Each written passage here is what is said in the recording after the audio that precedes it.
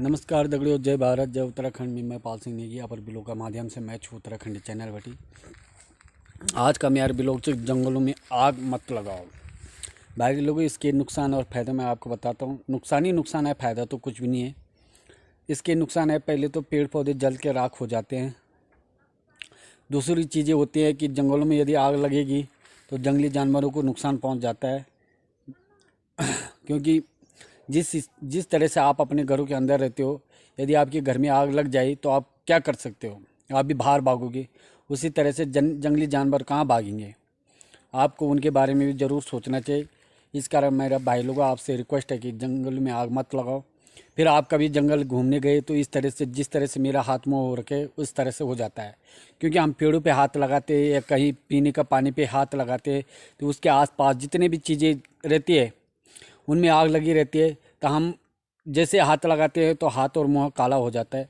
तो इस तरह का होता है। तो भाई लोगों आपसे रिक्वेस्ट है कि आप जंगलों में आग मत लगाओ, आग मत लगाओ।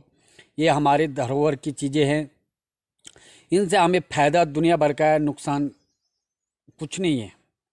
क्योंकि ये हमें हवा देते हैं, पानी के स्रोत देते हैं।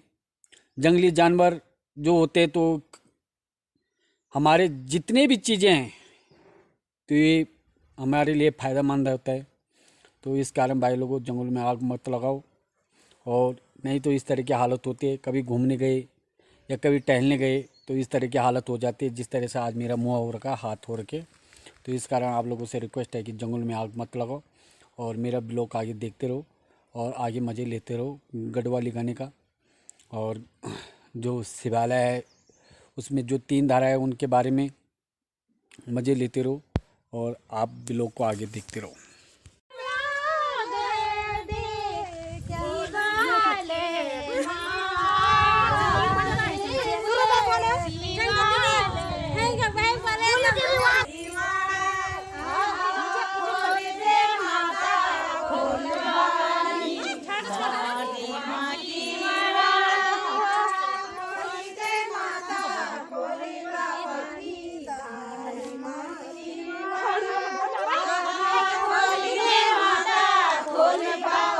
तो इस समय हमारे गांव, पड़ोसी गांव के मंगोर की महिलाओं के द्वारा सुंदर पुराने ज़माने का गीत, खड़िया गीत, और काफ़ी सुंदर दृश्य है यहाँ पे इन लोगों के द्वारा गाया हुआ, और बहुत अच्छा लग रहा है। जब हम अपनी पुरानी रीति रिवाज की तरफ जाते थे, और जो हमारे पुरानी रीति रिवाज यही थे कि सभी लोग भक्तजन मंदिर में आते थे आज के दिन, और इसी तरह से अपना टाइम पास करते थे और एक दूसरे से मिलते थे।